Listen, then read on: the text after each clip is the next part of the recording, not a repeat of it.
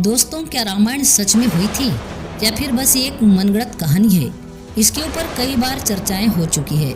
कई लोग जो है इसे सच मानते हैं और कई लोग ऐसे भी हैं जो आज भी कहते हैं कि यह एक मनगढ़ंत कहानी है, क्योंकि ऐसा हो ही नहीं सकता। लेकिन आज की वीडियो रामायण को काल्पनिक मानने वाले लोगों को हिला कर रख देगा। लेकिन आज हम आपको वैज्ञानिक रिसर्च के कई ऐसे सबूत दिखाएंगे जिसे आप देखने के बाद मजबूर हो जाएंगे कि रामायण मनगढ़ंत कहानी नहीं बल्कि रामायण सच में हुई थी। भगवान राम, हनुमान जी और रावण सच में मौजूद थे। और दोस्तों, यही सब जानने के लिए इस वीडियो को अंत तक जरूर देखिएगा। दोस्तों, वीडियो को एक लाइक जरूर कर लीजिए और साथ ही आप चैनल पर नए हो तो चैनल को सब्सक्राइब जरूर कर लीजिए। रामायण भारत के सबसे प्रसिद्ध ग्रंथों में से एक है। भारत में रामचरितमानस का पाठ पूर्ण आस्था के साथ होता है। महर्षि वाल्मीकि द्वारा रामायण में भगवान राम की संपूर्ण जानकारी लिखी गई है। लेकिन कुछ लोग भगवान के होने पर ही सवाल उठाते हैं और रामायण को सिर्फ कहानी से भरी किताब ही मानते हैं। रामायण के अनुसार भगवान राम ने रावण को मारकर धर्म की स्थापना की थी।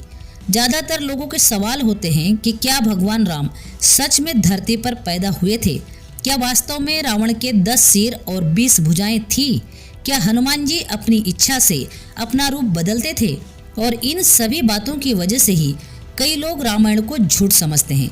लेकिन आज हम वैज्ञानिक आधार पर सिद्ध करेंगे कि रामायण की सभी घटनाएं पूर्ण रूप से सत्य है। नंबर 1, रामायण कालीन हवाई अड्डे।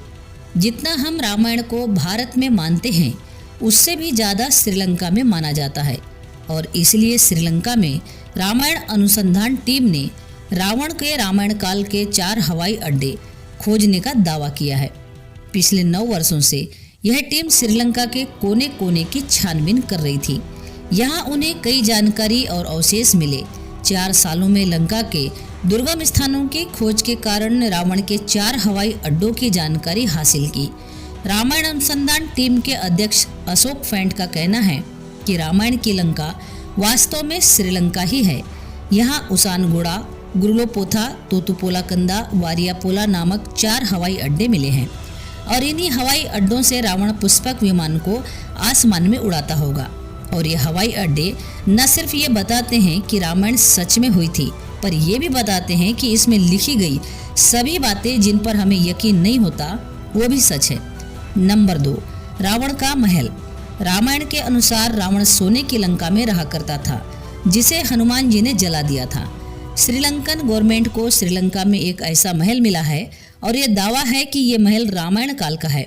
इस महल से कई सीक्रेट रास्ते निकलते हैं जो उस महल को शहर के अलग अलग हिस्से से जोड़ता है। लेकिन जब रिसर्च टीम ने उन पर रिसर्च की तो पता चला कि वे गुफाएं नेचुरल नहीं बल्कि प्राचीन समय में इंसानों द्वारा बनाया गया था। श्रीलंकन हिस्ट्री के अनुसार रावण शहर के अलग अलग हिस्सों में अचानक पहुंच जाया करता था और पलक झपकते उन हिस्सों से गायब होकर महल में पहुंच जाता था। इसलिए जानकारों का मानना है कि रावण इन्हीं गुफा की रास्तों का इस्तेमाल करता था। अब इतने बड़े एविडेंस को हम कैसे झुठला सकते हैं? नंबर 3, अशोक वाटिका के सबूत। रामायण के अनुसार रावण ने माता सीता का अपहरण करके उन्हें अशोक वाटिका में रखा था। कहा जाता है कि अशोक वाटिका रावण का सबसे पसंदीदा स्थान था। ये जगह इतनी रहस्यमय थी कि हनुमान जी इसे आसानी से ढूंढ नहीं पाए थे। लेकिन हैरानी की बात तो यह है कि अशोक वाटिका आज भी लंका में मौजूद है। ऐसा माना जाता है कि एलिया पर्वत की एक गुफा में माता सीता को रखा गया था। इसे सीता एलिया नाम से भी जाना जाता है। यहाँ सीता माता का एक मंदिर भी है जिसे व्यांगटोक कहते हैं और यह व्यांगन से 10 किलोमीटर की दूरी पर स्थित है।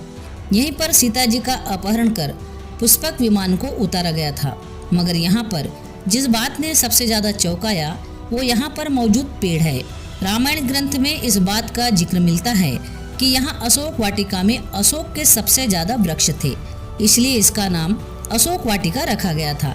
रामायण में जैसा अशोक वाटिका के बारे में कहा गया था वैसा आज भी ये गार्डन है जिसे हम रामायण कालीन एक सबूत मान सकते हैं। नंबर 4, द्रोणगिरी पर्वत। रामायण में लिखा हुआ है कि जब मेघनाद द्वारा लक्ष्मण जी मूर्छित हो गए थे तब उनकी जान बचाने के लिए संजीवनी बूटी की जरूरत पड़ी, जिसके लिए जड़ी बूटी लाने का जिम्मा हनुमान जी को दिया गया था। तब हनुमान जी संजीवनी बूटी लाने के लिए द्रोणागिरी पर्वत पर गए थे।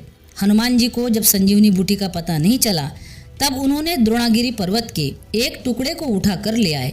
मान्यताओं के अनुसार ये वही पहाड़ है जो आज भी लंका में मौजूद है। नंबर 5, राम सेतु।